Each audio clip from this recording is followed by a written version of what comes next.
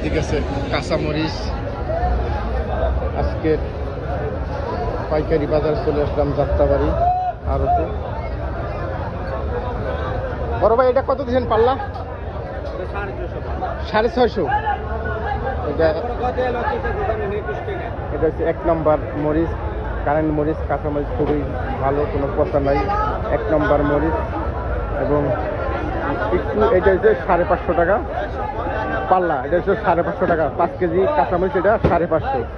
আর এটা হচ্ছে 600 থেকে 650 আজকের কাঁচামরিচ বাজারটা। তারপরে আমদামিটা একটু কম, তারপরে দামটা গতকালকের মতো ছিল, দামটা বাড়েনি।